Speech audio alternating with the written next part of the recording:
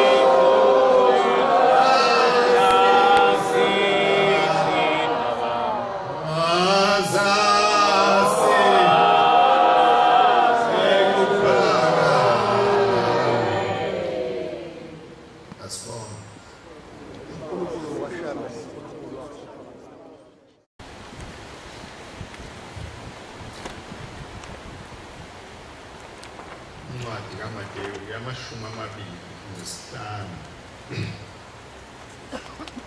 amashumi amabili nesihlanu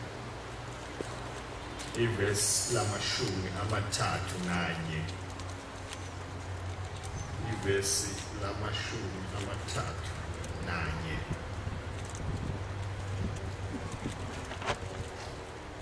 nxa isifikile indodana yomuntu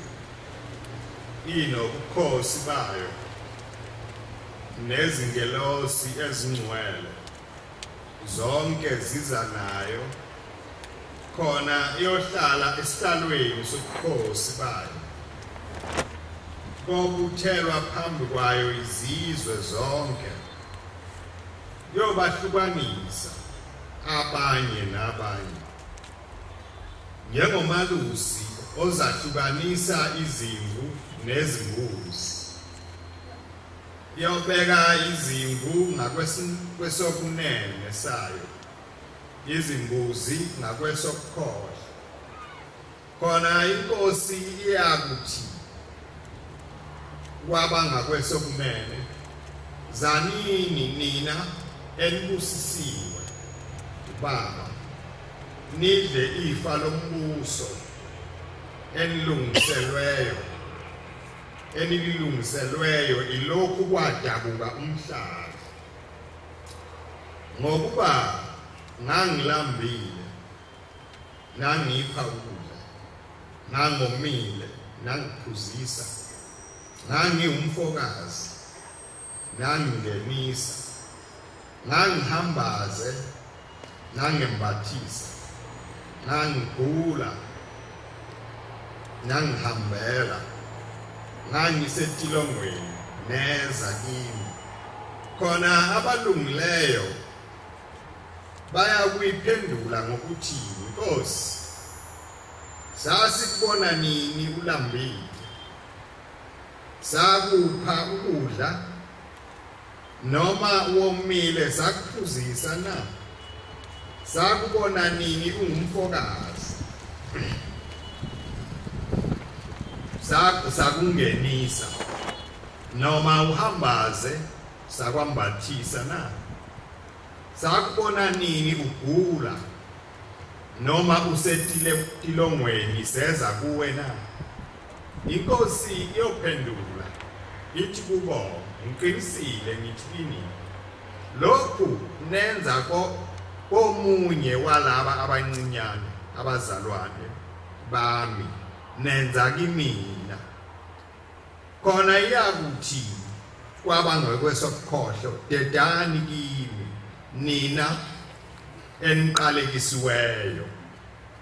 niye emlilweni ophakade olungiselwe uSathane nezingilosi zakhe ngokuba ngangilambile aningiphanga ukudla ngangomile aningiphusanga ngangiwumfokazi aningingenisanga ngangihambaze aningambathisanga ngangigula ngisetilengweni aningihambelanga khona bayakuphendula bathi Nkosi sakubona nini ulambile noma womile noma umfokazi noma uhambaze noma ugula noma usetilongweni singakukhonzanga na khona uyobaphendula athi ngiqinisile ngithi kini lokhu ningenzanga komunye walaba abancinyane anenzanga kimi laba bayakungena ekuhlushweni okuphakade kodwa abalungileyo bayakungena ekuphileni okuphakade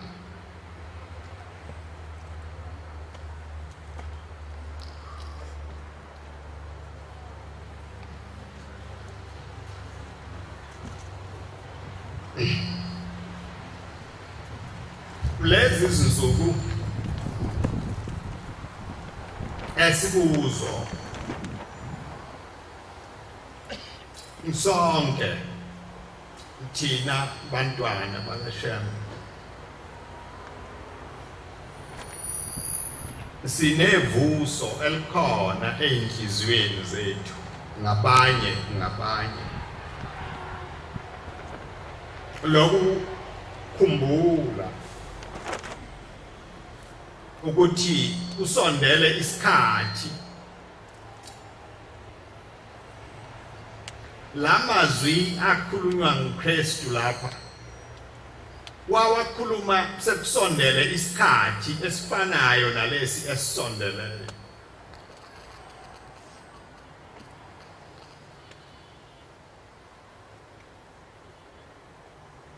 Abantu ababe phambi kwakhe babe ngaqondi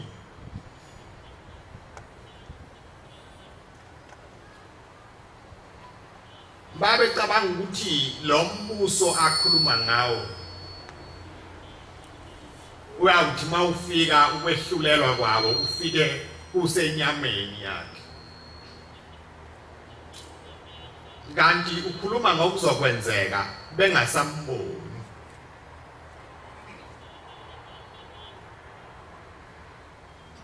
Uma inkosi yasekuphakameni ikhuluma nabantu ababesenelisiwe ngo-April ka-1935 yakhuluma amazwi afanayo nalawo, kodwa yona yawabeka ngenye indlela ngoba uNkulunkulu wayeyikhombise ngenye indlela.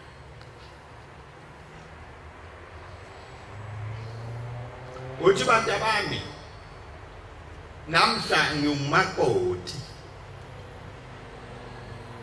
ngiyaba ngimi esitawini namhlanje ngiumakoti ngiyaba. Uthi ke okuzawukwenzeka yilokhu okufanele umuntu nomuntu kumehlele uzawumehlela kunjengoba kunjalo. Uthi wena owabulala umuntu oyedwa ngibabulale babe baningi ngoba liyezilanga lapha uzawukuma khona phambi kwesihlalo sokwehlulelwa. Isho njalo lencwadi ithi ngaleso sikhathi abantu bayawukwehlukaniswa, izimvu ziyawukwehlukana nezimbuzi, abanye bayoba ngakwesokudla abanye babe ngakwesokudla.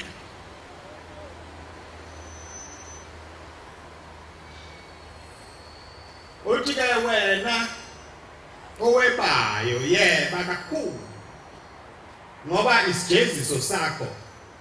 siyawufana esowebe kancane nosowebe kakhulu, sinye isijeziso. Kuyawuthiwa nje wena uyisela kuya ngapha.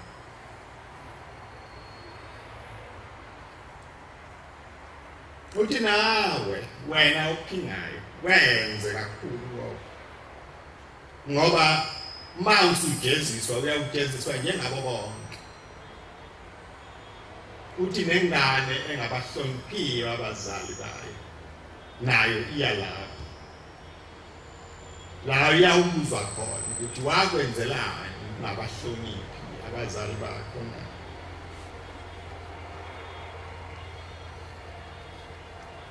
Nabo labo bantu uShembe ayikhuluma nabo babefana nalaba uKristu ayikhuluma nabo,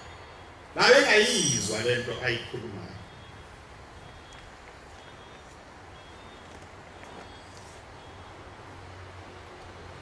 Lolu suku esithi sihlangene ngalo balifike alufikanga kungakedlulwa kulamazwi engiwafundayo.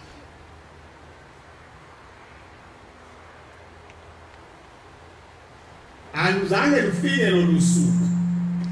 ungedlulwanga kulamazwi. Aqala khulunywa lamazwi.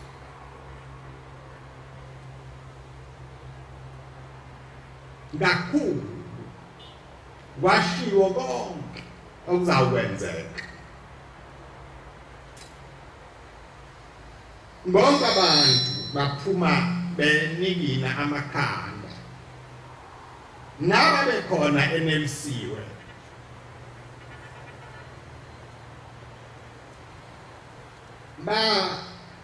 ukuzwa lokukhuluma ukuthi inkosi hayi khuluma njengomuntu osazoba nathi isikhathi eside.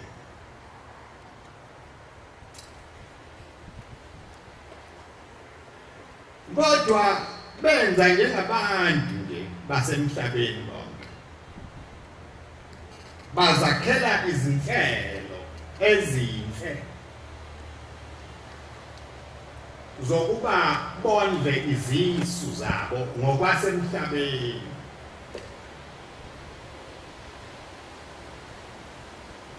Base beyakhohlwa ukuthi lo omi phambi kwabo akathunyiwe indaba yezisu zasemhlabeni, uthunywe indaba yezisu zasemoyeni, ukuba njengoba silapha nje kunakho konke esingakusuthisa kithi, umoya wethu awesuthe kakhulu indaba kaNkulunkulu. Amen. Sizame ngakho konke ukusondela ebungcweleni. uKristu ukhuluma lamazwi udabukile, sesebenzile isikhathi eside engalali ngaphumule ehlayinyuka ekhuluma indaba kaNkulunkulu nabantu. Kodwa uyababona ukuthi laba bantu engithunywe kubo balikhulu, lokukhuluma akungeni ufike kuthinte nje ngaphandle bese kuhamba namanzi, mabegeza uhambe namanzi. Lo moya bayawugcoba, abawuphuzi, awungeni ngaphakathi kubo. No Shembe wabafunyanisa benjalo abantu ayikhuluma nabo. Wathi mayibuzwa ukuthi uyathanda yini, uyabona indlela yakho na, wathi ngiyathanda. Wathi wahamba-ke wayesethathu ngokomoya. Kodwa engakafiki lapha eyakhona wafinyanisa abantu basephakameni beni endaweni embi kakhulu, esigodini sosizi bekhala kungekho ukuthokoza la. Wamangala ngoba ubehlezi nabo labantu, ebafundisa, ebakhokhela, enza konke. Shembe wabangcwaba abantu abaningi basephakameni, beyaphume yena ahola isidumo somuntu aye naso babheka bezana. Aqale umuntu esekhona nje enyameni, mayezwa ukuthi kuyalandulwa bese yakuya afika abuze, mntanami ubonani indlela uyayibona yini? Omunye akhulume, omunye likhulu njalo. Kodwa abakhokhela athi, mntanami khuluma konke ofisa ukuba sisale sikulungisela khona. Ungathi mawufika la uyakhona waliwe. Abanye akababonanga, kodwa wayeyathi uma ekhona nabo babe khona. Acabange ukuthi njengoba bekhona nje baphelele kuye, bayakuzwa konke lokhu okukhulunywayo,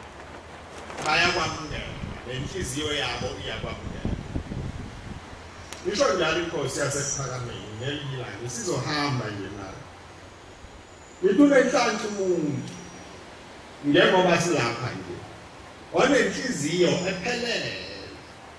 njengoba sikhona nje engacabangi lutho lunye nolusekhaya, noma imbuzi noma inkomo noma ngaba abantwana bakho mawubashilo. Inhliziyo yakho iphelele ukuthi njengoba ngikuNkulunkulu nje, uNkulunkulu konke okwami kukuye.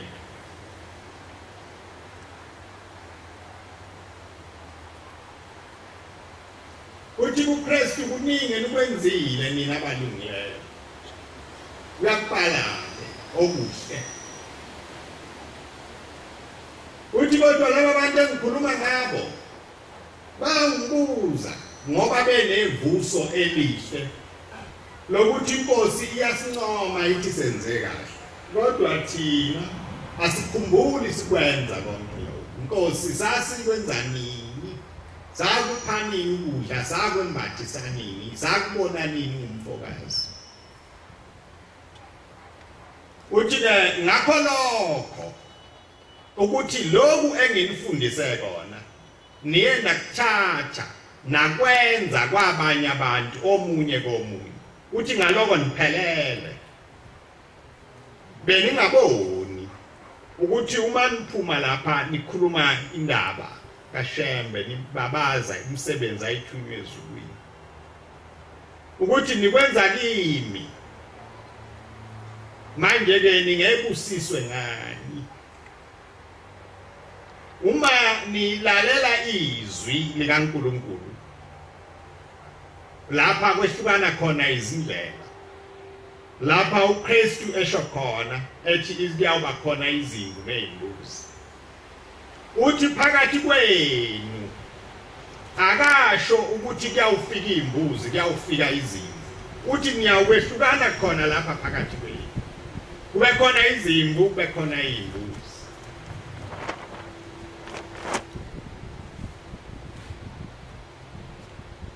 uthi mawusenehlukanisiwe kukhona amazwi ayawukhulunywa kini laba abahambe kahle phambi kaNkulunkulu uNkulunkulu uyababonga akhulume amazwi amahle kubo athi mayise wakhulumile bashawe uvalo olubi ngoba bengakukhumbuli konke lokho abesetheni cha abantu abami nikwenzile ngithe uma sengikhulumile nani naligcina izwi lami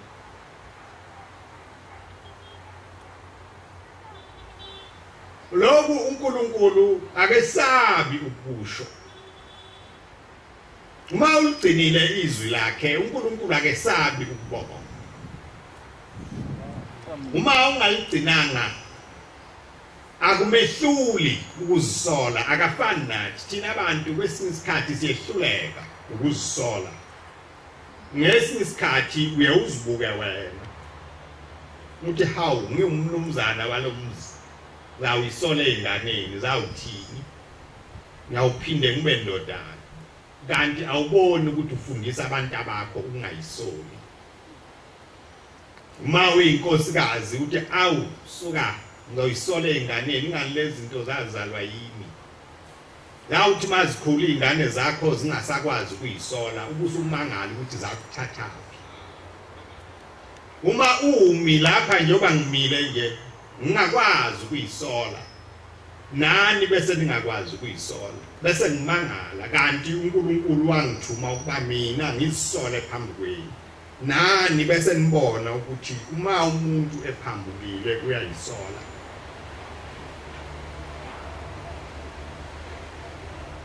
uma uNkulunkulu wethuma uSawula uSamuel etakagcoba uSawula wambekela imigomo yokuphila nokuhamba kwakhe uthe uma esephulile uNkulunkulu wakhuluma izwi elikhulu wathi Samuel ngiyazisola kusho uNkulunkulu uma uNkulunkulu ekwazi ukuyisola thina kanti kuyabe likhuniphi baningi abantu abasemangeni asebelibonile iqiniso abesaba leli gama lezi ngane zami zawuthini namhla mangithi ngiyazisola bantu abami ngenganikhombisa khona akuyi kodwa uNkulunkulu akesabi uthi Samuel ngiyazisola ngagcoba umntanami Sawula ngithanda ngamenza waba inkosi phezulu kwabantu bayo awagcinanga amazwi ami manje ngiyazisola igama elikhulu kabi leli gama liyisekelo sokukholwa ngoba abantu abaningi liyabalahla abantu abesabayo kuyisola abaphenduki ababuyi ebubini babo uma eke wangena ebubini akaphinda phume wesaba ukuzisola ukuthi ngiyazisola lokho engikwenzile kubi uyicala uNkulunkulu wathi ngakwenzi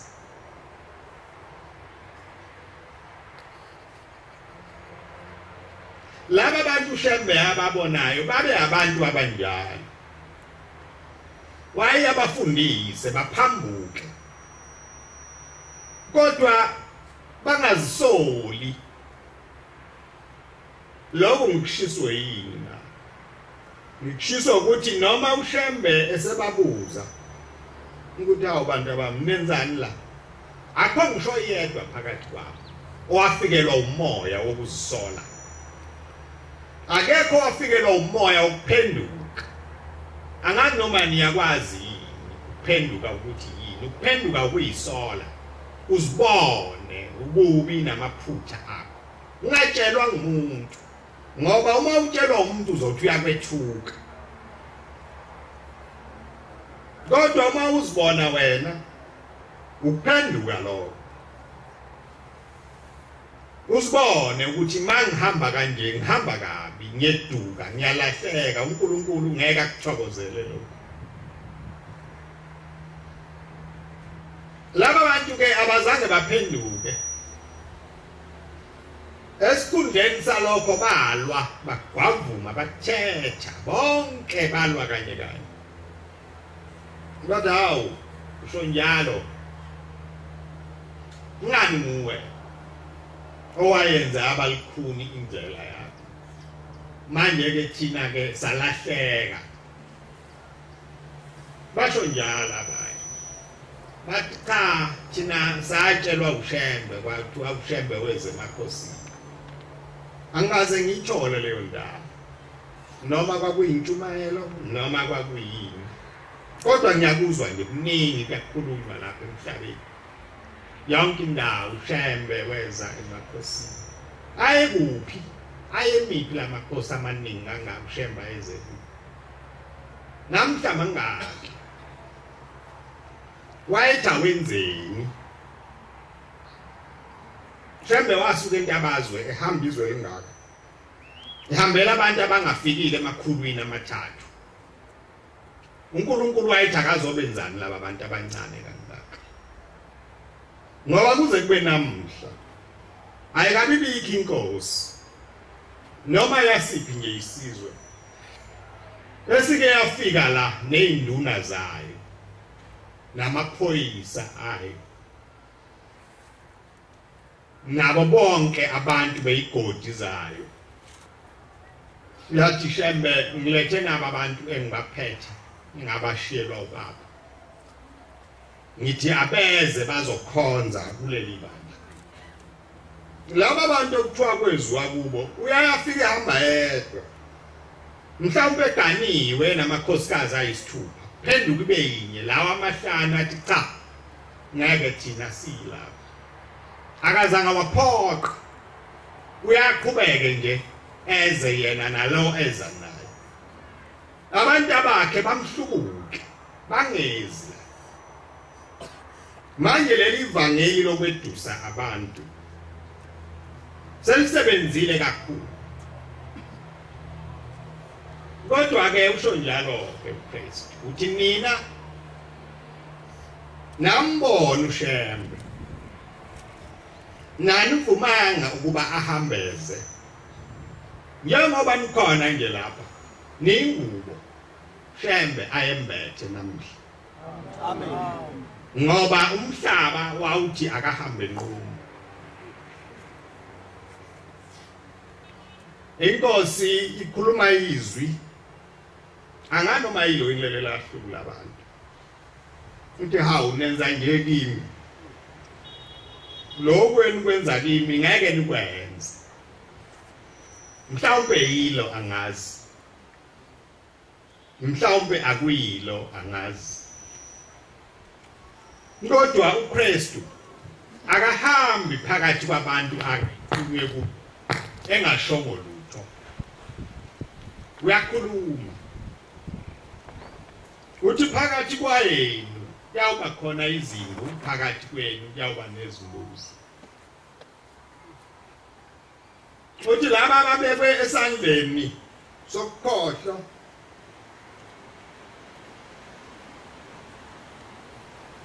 bayawukwemukeliswa isiqalekiso uNkulunkulu njalo wenza kube kunye akwenzi kube qile ngasikhathi uma ekubusisa uyakubusisa uma eqalekisa uyaqalekisa lesi silinganiso isilinganiso sokuqala esikhona kule ncwadi esiyifundayo iBhayibheli uma uAdam noEva bezele abantwana bebabili bafundiswa uye uNkulunkulu ukuthi ngibongikhonza la ukhonza kanjani Nkosi na cha ngibonethe iminikelo kimi base beyakwenza ke laba bantu lona omunye wayenezimvu zakhe ezelusa lo omunye wayelima inhlabathi kodwa laba bantu mabefika phambi kaNkulunkulu babengatholi okulinganayo nokufanayo omunye wayeyathi ngiyakubusisa abe athokoze ngezimvu zakhe kulona omunye afika abheke imbewu yakhe nezithelo zakhe akubheke abese mbuka angasho lutho angambusisi aphinde emva lesiqalekiso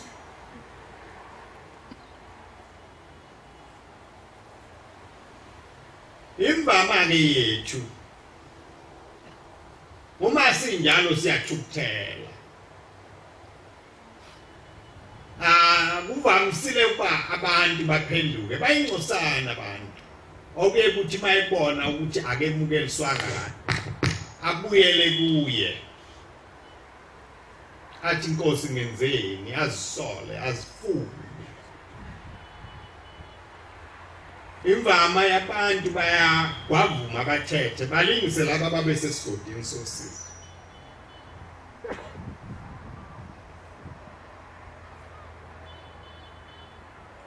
noKhayini wabanjalo wathi uma umfowethu engafa nami ngiyabusiswa akashongo ukuthi ake ngibuke ukuthi umfowethu wenze njani ngoba kuthiwa wayeyakhethe yena okuhle akhethe izimvu zakhe bese kuthi lezi ezimgculisayo azithokozelayo bese ethi ngizawunikela ngazo ke lezi lo uma ethatha ukudla kwakhe axube okubolile nokunjani fake ndawonye hambise akubuke uNkulunkulu kungamthokozisi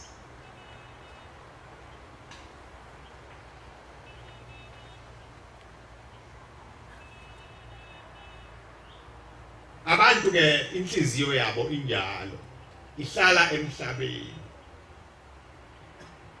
uma babelwa izulu bayahlehla babaleke abavama ukusondela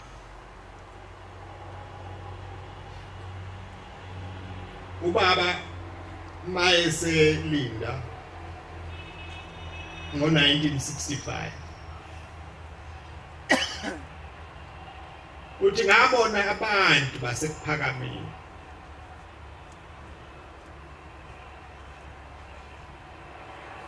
uthi kule ndawo sendaweni embi kakhulu enomhlanga namanzi nodaka uthi ngathi mangiqhamuka hawu laba bantu benzani endaweni embi kangaka uthi ngesikhathi ngisamangele ukuthi ngizakwenza njani laba bantu ngizawubakhipha kanjani uthi wasekuqhamuka inkosi yasekuphakameni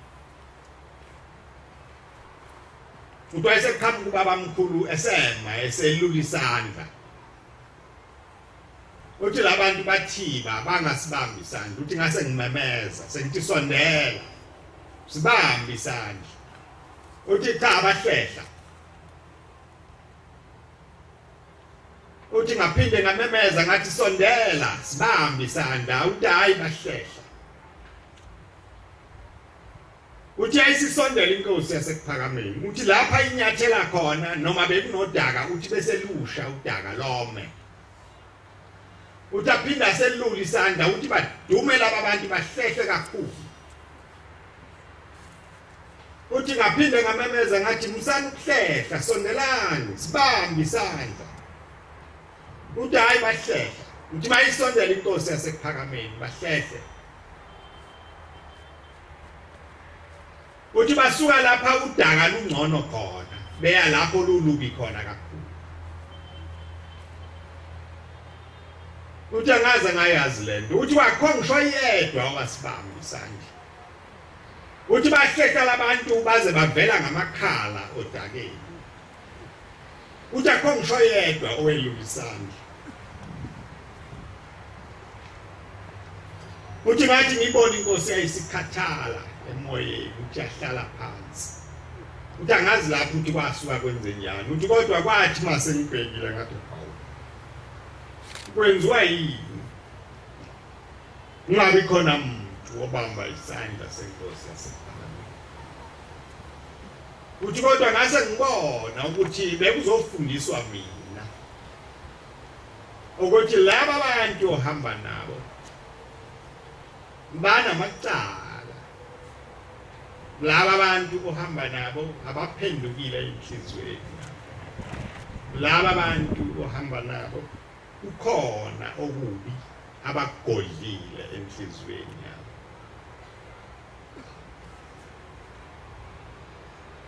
nanamhla ke njengoba sinje kwenzeke lokho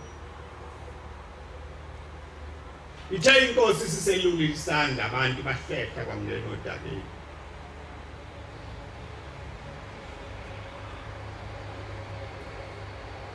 angazi noma kuyawuba amanga noma kuyawuba iqiniso yini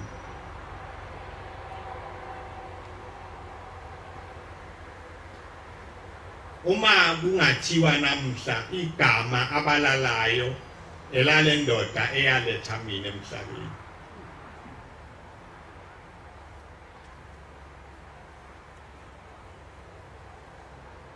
ngoba imvama yalaba bantu bakhamke kuyo le ndoda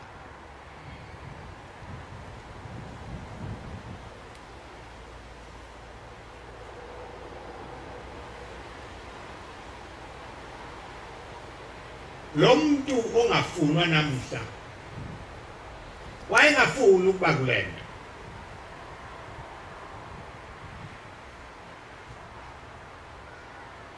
yehliselwa nje phezulu kwakhe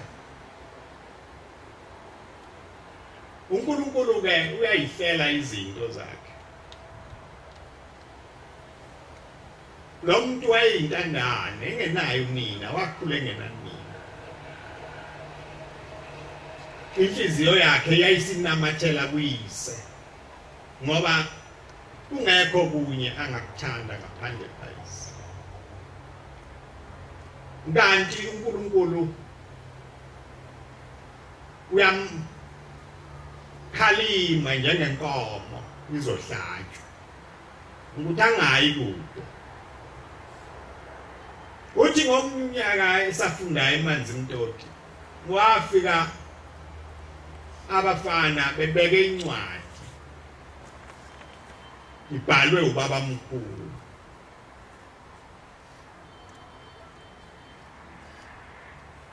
embhalele yona emkhokhela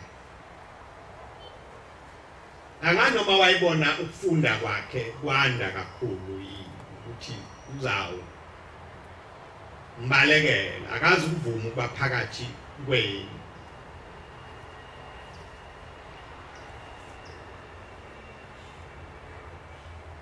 uthi kule ncwadi mntanami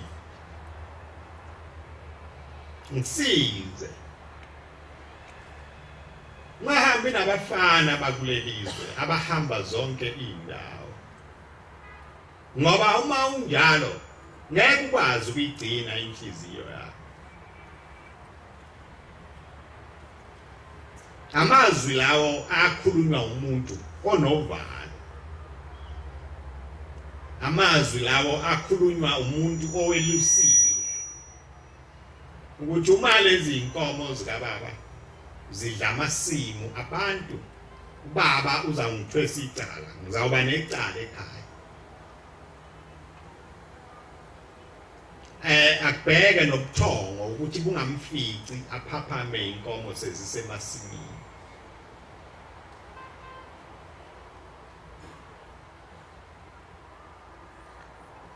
Ithi inkosi yasePhakameni yayinamashumi 2 eminyaka uthi ngelanga engabhajadiswa ngalo intanda uthi wayesengibiza mangiphuma emanzini wathi mntanami uNkulunkulu uthi angitshele ukuthi uwe uyosala wena usala kwabantu uthi angivumanga ngeqaba ngathi baba ukuthi uyangizala kusho ukuthi kufanele ungabele yini ukuthi ngizawuphila kanjani na uthi wathula baba akazange ngiphendule uthi ngambona nje kodwa ukuthi udabukile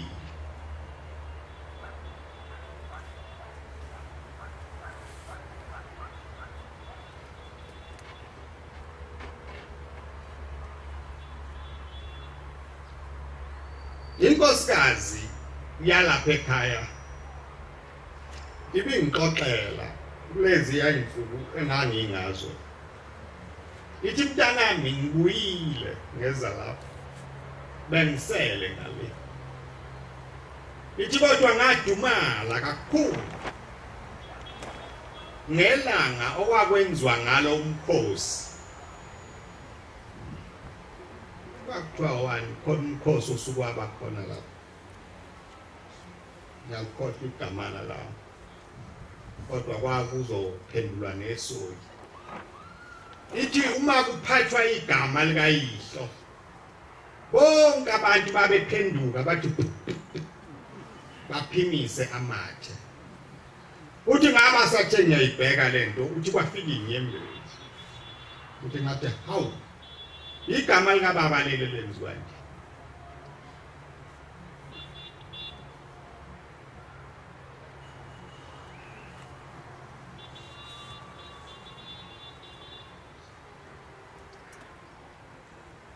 kwafika inkosikazi ePhakameni yayingakholwa kule inkonzo ithunyiwe ubaba mkhulu yayikholwa eZiyoni le nkosikazi yathi mayifika yathi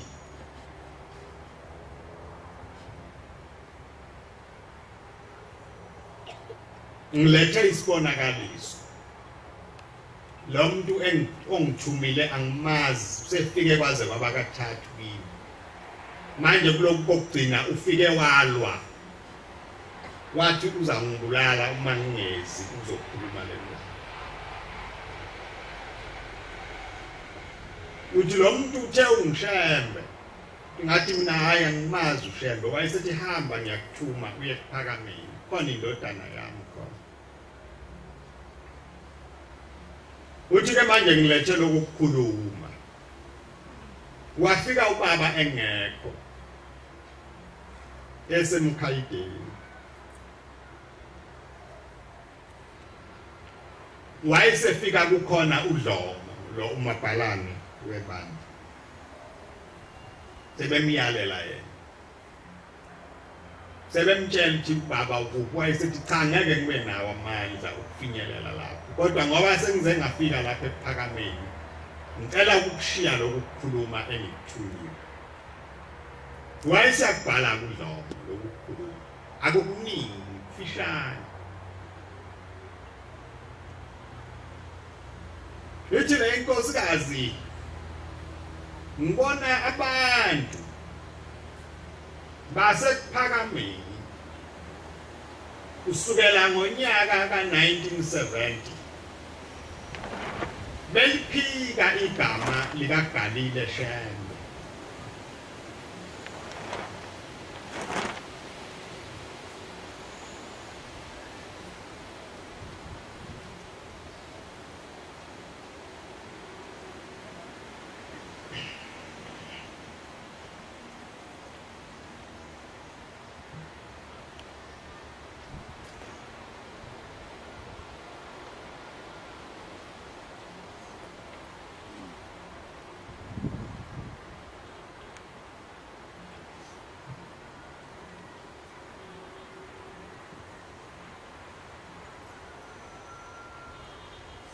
Base behamba ke uDlomo esehambisa lencwadi enkosini. Inkosi yayifunda lencwadi ayaze yasho lutho yathula nje yayibuka. Ayikhulumanga nelilodwa igama yathula nje. Akekho futhi nowayengayibuza ukuthi baba uthini ngalokho kukhuluma naye.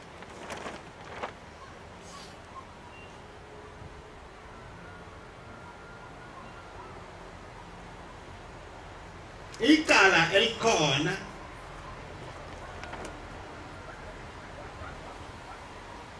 elokhu ukuthi lezi zinto uma kuhlalwa phezulu kwazo zingakhulumi ziyazigcine sezinemphumela emibi bese kuyaswelakala nje kumangaleka ukuthi sekwenze njani kanti IZWI usethi indlela ibuzwa kwabaphambili ngoba abantu abaphambili basuke beyazi kodwa laba bantu abaphambili uma bethula bengayikhulumi indaba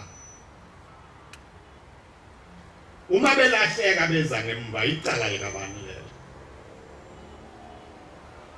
siyawusho kanjani ukuthi simsulwa thina asazi sibe singayikhulumanga le ndaba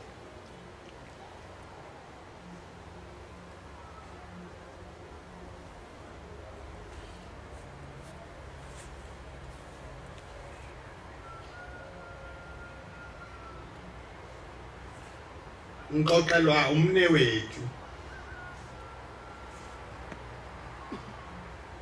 uBubzanzele bekhuluma ngobaba uthi ngawo lo nyaka ebengisho u1965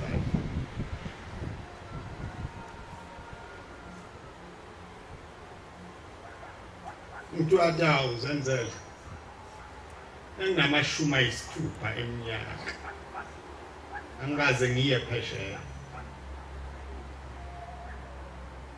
sathula saxoxa nje nobhuti sengithuna Paul wayeshiso yini uthi cha washo lokho kodwa mase ngibuka umfana owayengumngani wakhe esikoleni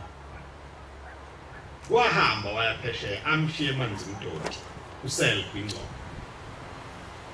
wahamba wayaphesheya kusho ukuthi ngesikhathi befunda kwakuyifiso zabo ababe baxoxa ngazo kodwa waziyeka lezi ifiso zakhe wavuma ukuthwala lokuhamba ngokuhlonipha igama lenkosi yasePhakameni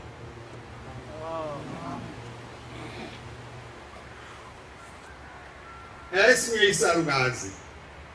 esingizalayo uma ngobese uthi babe sina naye baba kulesi sigcawu esincane esingenhla kweDesemba uthi kwase kufika ingane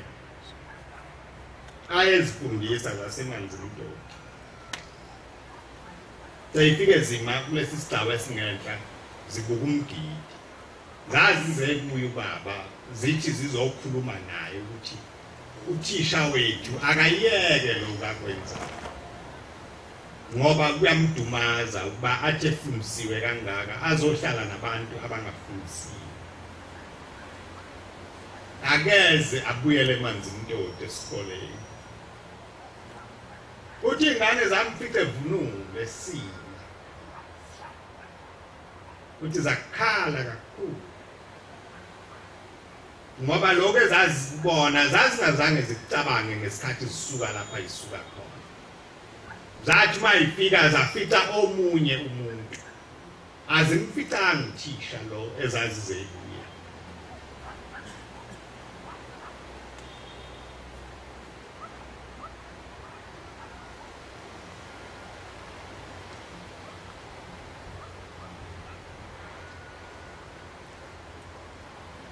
angazi noma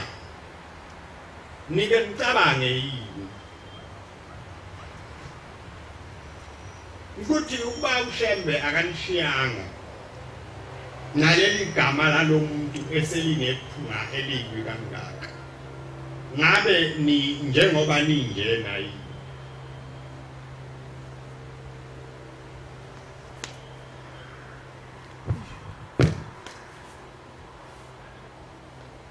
ngo-1945 wayesesiqedile isitabelelo esibhala yedwa anikaze nizwe nani njengoba ningaka nje ukuthi wayelekelelwa womfundisi usibanibani noma womshumayeli usibanibani inkosikazi yangixoxela ithi kwakunomnikelo wamakhandlela uthi ngoba wayahlale lo muntu kuze kuse khanyisa amakhandlela efifiyela iciciyela lezi zinto ubhaliwe kwakubhala abantu abangayile nakahle esikoleni uthi amanye amagama ungawezwa uthi awanambithe size siphume ivesi lesihlabelelo umthandazo le yayiphindaphindeka uma ufunda uzwe ukuthi usafunda into kade uyifunda kodwa isibekeke ngenye indlela wakulungisa konke kwasekuba njengoba igama lelo ongathi maliphathwa uphimisa amathe yilaba bantu ke uKristu akhuluma ngabo uthi nani niyawukwemukuliswa isiqalekiso senu enizembathi sesono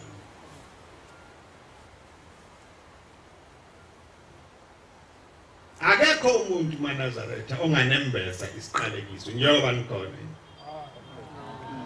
kodwa thina sonke ngabanye uma sifuna ukuqalekiswa ngeke singaqalekiswa kunjengoba umuntu efuna ukubusiswa ofuna ukubusiswa ngeke angabusiswa ngoba konke akwenzayo nakusebenzelayo uyawusebenzela uthini uNkulunkulu akangibusisi ngenze njani akhathazeke ngokubusiswa kodwa laba abangenandaba abathi kuyafana ulimi lwasesifogweni lokuqalekiswa ulimi lokuvuna ububi mayethi umuntu kuyafana ulimi lokuhlubuka ulimi lokulahla cha akwefani ukhona ukubusiswa khona nokuqalekiswa kunganidumazi ukuzibona nibancane okungithokozisayo kakhulu kulaba abantu abancane imbama mawubabuka nangeminyaka abancane yini na uNkulunkulu ufuna ukwakha into entsha ezawuhlala iminyaka eminingi injalo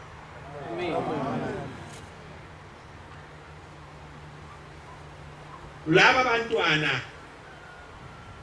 esinabo la bazawukhula bengalazi ulimi lwalapha esiqalekisweni bazawukhula bazi ulimi lwasesibusisweni amen lokhu ke engikukhulumayo nibokuthandazela nikhonzele kuNkulunkulu ukuthi uNkulunkulu asigcine sinjengoba singuye ngesabi ukukhuluma iqiniso ngoba bonke abantu basezulwini bavalelisa kanjalo mase behamba bathi kukhona ukwehlukana manje thina uma kwehlukana sizawuba ngaphi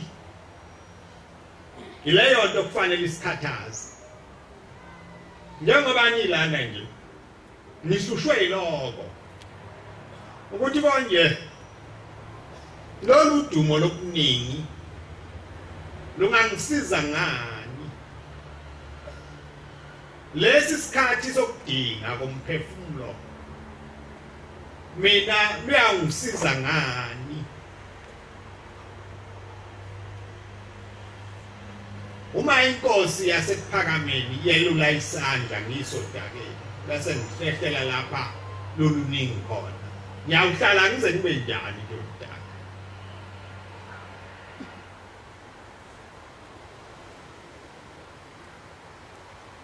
abantu njengoba ngihlale ngisho phakathi kwenu bahlakaniphile bamaqili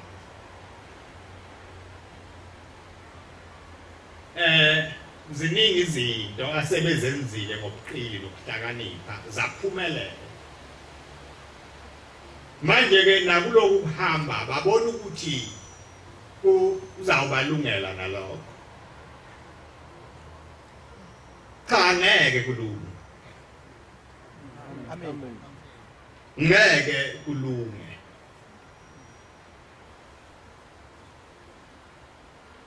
abantu ke abamaqili impilo yabo yethembele ezizathwini kakhulu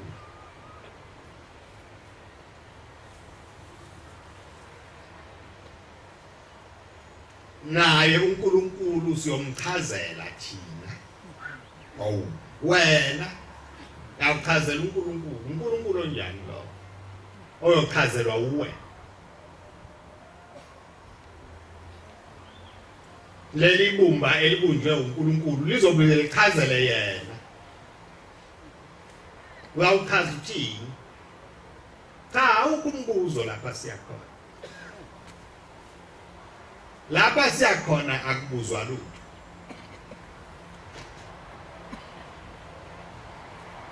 akubuzwa lutho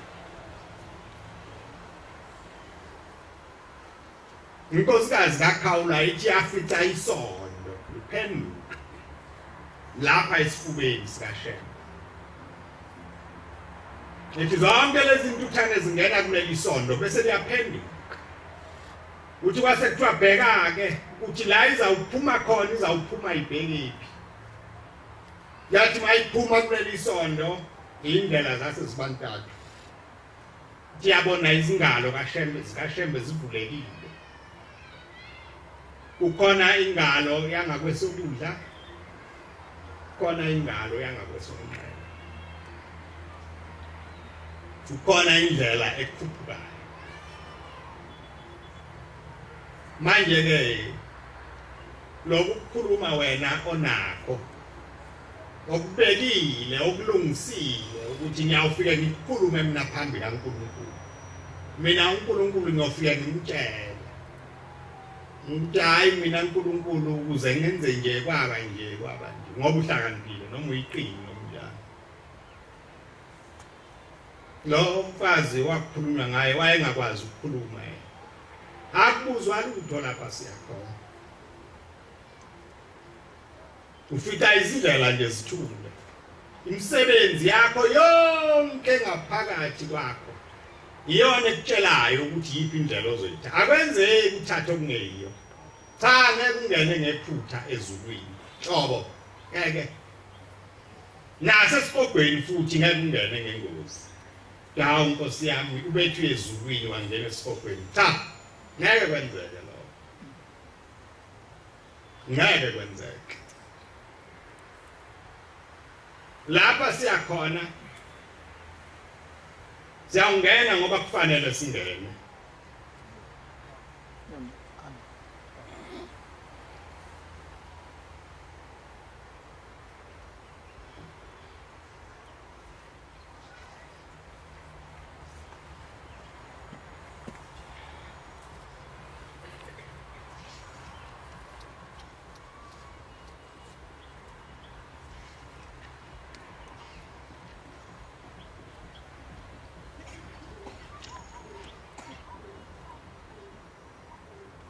Ngingumhambi emhlabeni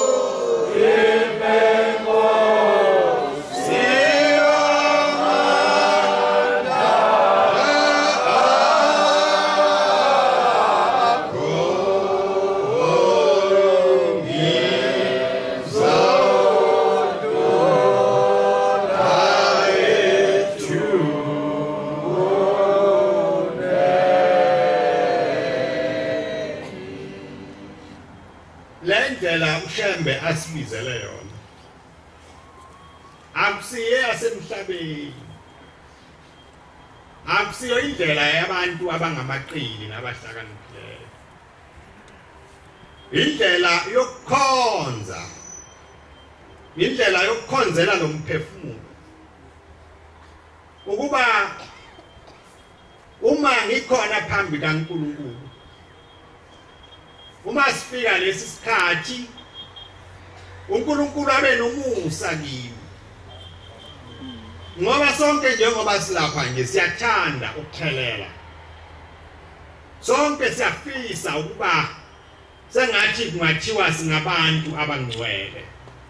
abantu abagezekile nabahlanziweyo nabahlambulukile. Kodwa umhlaba esikuwo uyaphika, uyenqaba, unezinto eziningi kakhulu ezithengayo inhliziyo yethu. Isikhathi esiningi sethu asicabangi ngoNkulunkulu, asicabangi nangobungcwele asicabangi ngalutho olusondeza ebungcweleni isikhathi esiningi sethu sicabanga ngezinto ezisikhiphayo ebungcweleni sicabanga ngezinto ezisedusayo lithi ke ingoma kaShembe abahleli bami ngibangaphakathi kwami bavumela izono zami ngasinda kanjani manje okukhulu kwethu ukuba sibe khona njengoba sikhona sizocela sithi inkosi ngiphe amandla ungiphe uthando lokuthandwa nguwe ngoba uma inkosi ungithanda ngiyangena kulomzi ngokuthandwa nje nguwe ngoba ubungcwele abufinyeleleki besula wonke umuntu isono lesi asikhethi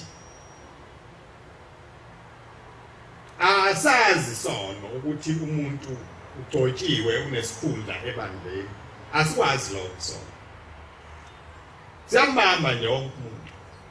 asina inkosi asina ncebo asina lutho nje kuyajabulisa nje hawu umfundisi usengiye umbangeli usengiye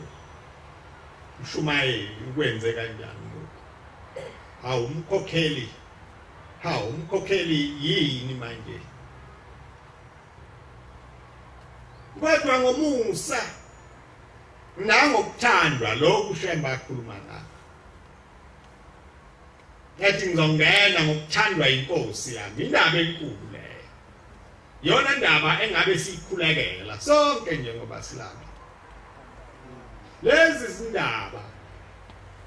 ezisixabanisa noNkulunkulu akusize zethu asibizelwanga zona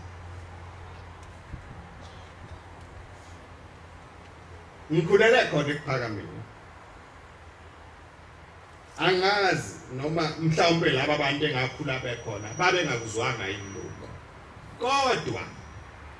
ngithi kini nina enikhona lapha ayikho inkonzo eyake yaphathwa ubaba mkhulu eyayikhuluma ngezindlu zakhe ngisho nangelilodwa ilanga ayikho inkonzo eyakaba khona enjalo nobaba waze wahamba emhlabeni engakwenzanga lokho nenyanga yezulu ayikwenzanga nothimo alikwenzanga umuntu okhuluma indaba yezindlu usuke engenwe ngamanga ngoba abantu okufanele bakhulume leyo nto yimina nanazi insizwe ehleli lapha kwami endaweni yakhona ngeke ngiphume mina ngizoma lapha phambi kwenu ngizokhuluma indaba kaMangwenya noma Sigasa noma Shabalala ngoba kusiye yenu ngeke nenzele lutho ngisho ngayikhuluma ekuseni kuzobe ushona ilanga akusiyi indaba yenu leyo manje imuphi lo Shembe owafike wakhuluma lokho kimi wayesethi bantu abami ningisize ningibhekele izindlu ukuthi zihlale zehlukene njalo zingahlangani wayethunywe kuphi izulu lo Shembe owayekhuluma lokho kukhuluma njalo wayekuphi lo Shembe ngesikhathi ubaba mkhulu lezi ingane ziphuma emanzini ethi bantu abami umuntu oyobeka inalithi phezulu kajantshi wesitimela ahlukanisa ikhanda nezinqola kuyoba kazalwana wayekuphi lo Shembe ngoba umnikazi walokuhamba washo njalo wathi ngabehlukanisa ngabantu namhlanje wena awufuni ukwehlukanisa izindlu zakwenu zakwaNgcobo ufuna ukuzokwehlukanisa lezi zikaMayekisi wayena qala nini kuwe ubani wakholwa ngenduku la owaqhutshwa othi njoba ngilana nje angizazi ukuthi ngizokwenzani kwaqhamuka abantu nje bangijaha bathi angene kulesi sibaba azange akwenza uShembe lokho ukukholwa kuwe ukuvuma kwenhliziyo uma inhliziyo ingasavumi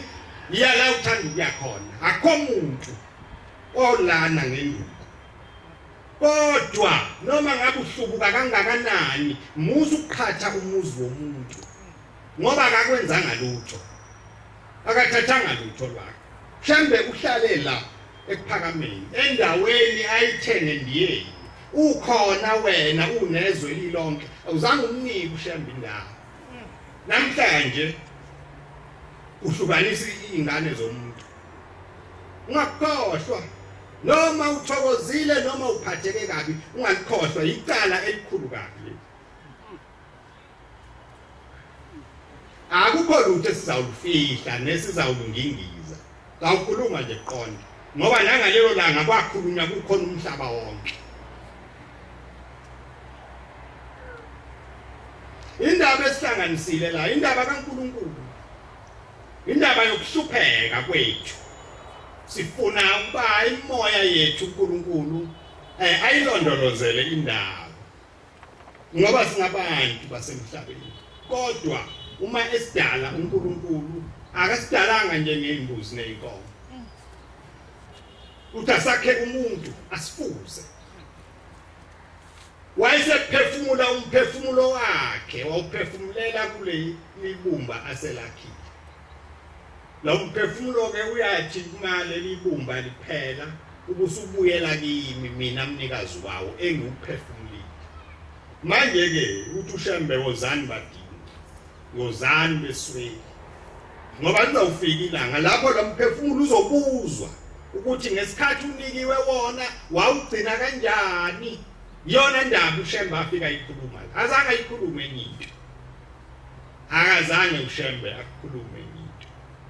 uma nina nisuka ukuxoki namuhla ningamfaki uShembe kulezo zinto zenu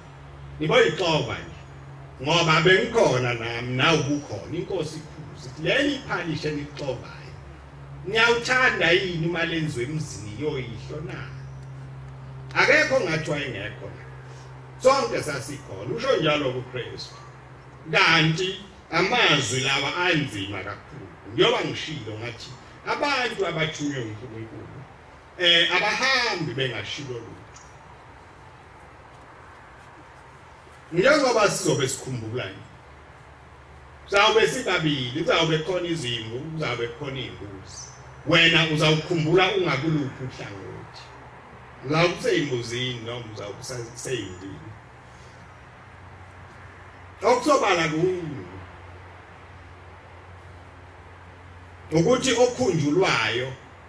akanakuba ngasohlangothini lomphikisayo isho njalo lencwadi mayifika lapha ekugcineni ithi phakathi kwalaba bakhona abawube beqala ekusini abanjani yilaba engathi ngomile bangangiphuzisa amanzi yilaba engathi ngihlubule bangangembathisa ukuhlubula umuntu kwenze njalo uhamba ukhuluma amanga ngegama lakhe uthi kunje kungenjalo uthi wathi engakushongo lokho uyamhlubula lo muntu umhambisaze ulambile awumphukula ngoba ukamba amanga ngegama lakhe ngithi ke uma nilindela ungena kulesi sikhumbuzo ngenani nazi ukuthi kumi kanjani ngoba sisemhlabeni wenkohliso namanga nobuqili nobukhulu nayo yonke into cha amanga nje noma ngaqanjwa inkosi amanga nje njalo akusho lutho ubukhosi bayo buyadumala ngaso leso sikhathi futhi asinakubuye sikhuluma okunye siyawusho nje sithi inkosi iqambe amanga inkosi iqambe amanga bisiyabanda izenyeze noma ihamba nje ubone ukuthi ikhamba umuntu odumele obandayo yawufudunyezwa yini izwe likukhomba ngekhanda usuku useyini mawuya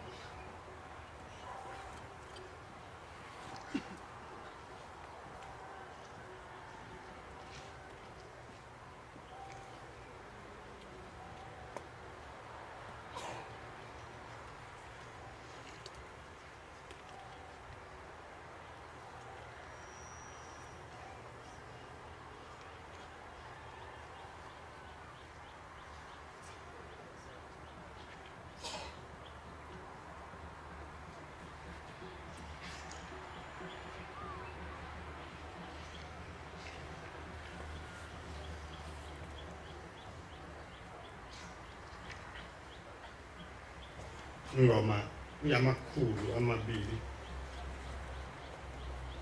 neshumi nesishiyagalolunye.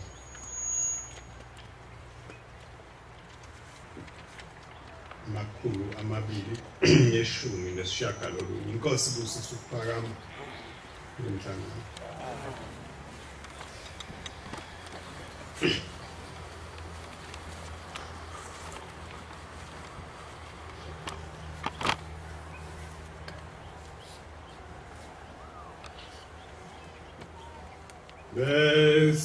Besilizwile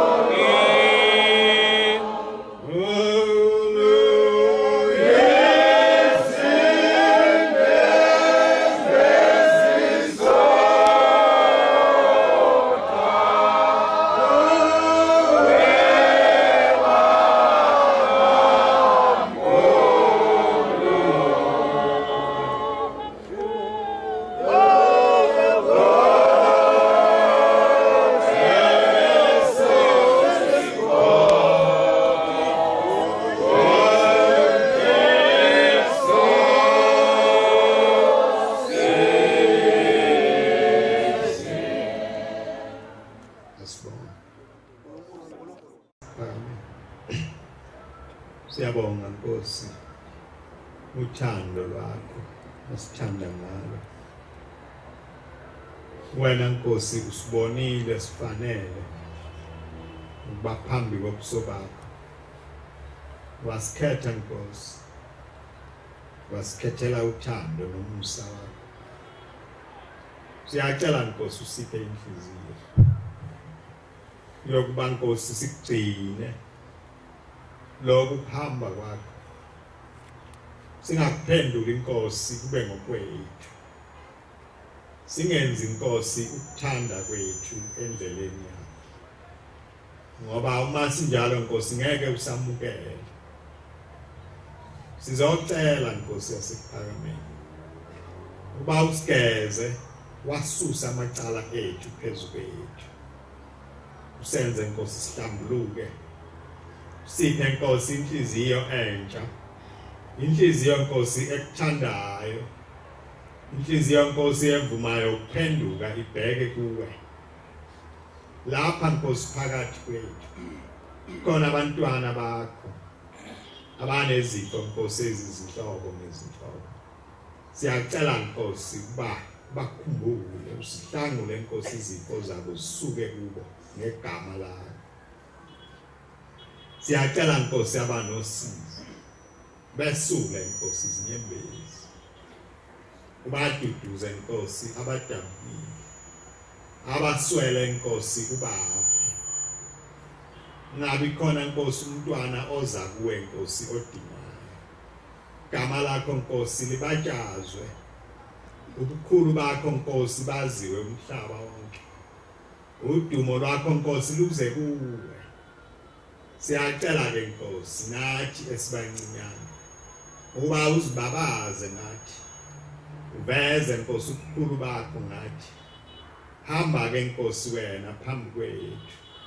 ube ngukhanya inkosi sikulandele sikubone siyabonga inkosi umsa osithanda ngawo siyacela inkosi usigcine ngawo ngezikhathi zonke nalo umzi wakho inkosi siyacela ukuba usemukele usifukamele siyabonga inkosi usipha amakhaya inkosi okungawakho ngothando nangomsamo konke ke inkosi esikucelayo nesikubongayo sikubonga ngesakhi isandla nemini kuze kwephakade amen.